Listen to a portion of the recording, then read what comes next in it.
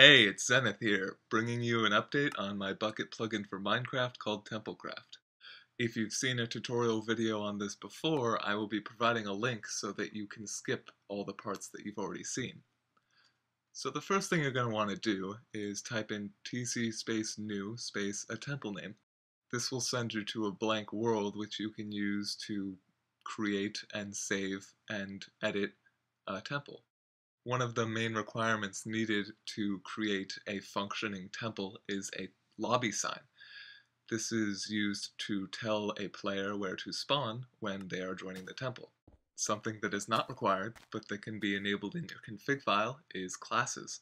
If you place a sign down like this, then it will generate the class signs when you're ready to join.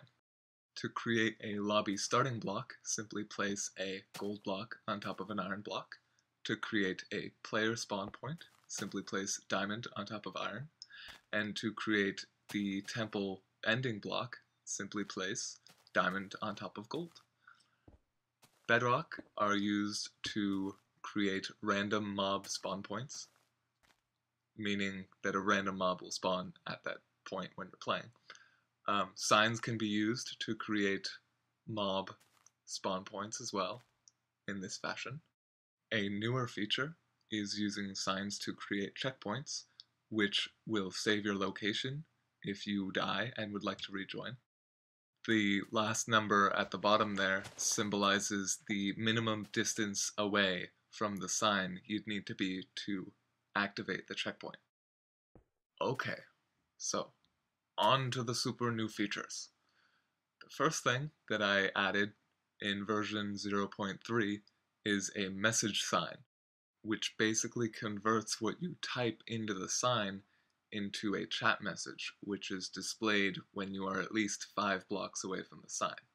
You can also use a number on the last row instead of text to give your own range, but then again, you would also need to write a shorter message. What's really cool about this TCM sign is that you can use it to implement commands on the fly, just by being within a certain range. This should provide for some really cool gameplay in the future if you know how to use it correctly. Now, you don't want people to be able to use these commands throughout the whole temple, otherwise what's the point?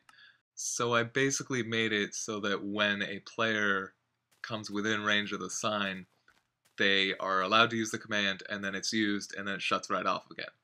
Which means that if you want players to be able to use these commands, they have to have permission given to them by a permission plugin for Bukkit.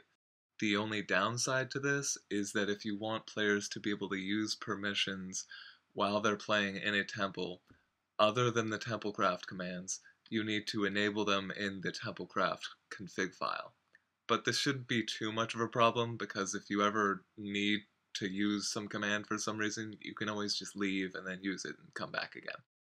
Now, I just saved and reloaded the temple, and since I have classes enabled, the class signs were generated, and I'm required to select a class before I join.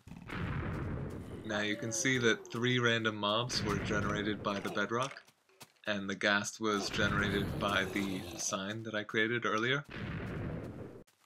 If I walk right over here, I can trigger the message sign, which will display a message in my chat down there. You can see that I forgot spaces, but that can be fixed fairly easily. Now if I walk over here, it will trigger the God and Ungod commands. And if I die in the lava, since I went through the checkpoint, it will spawn me at the checkpoint when I rejoin. Here I am. Hit the gold block to end the temple. And that is it. Now let me take a second to show you the config file and explain a couple of the changes that I've made within the past couple of updates. Firstly, if you want to enable classes, you need to go into your main config file and set enable classes to true. The second big change is that there's no longer a config file for players, but instead a config file for temples. This is because there are no longer player stats to keep track of, and you'll generally have more players on your server than temples, meaning that this is a better way of keeping track of and condensing your configuration file. So that's pretty much it, and I hope this tutorial helped to answer all your questions and that you enjoy playing and that I see you all again soon. Goodbye.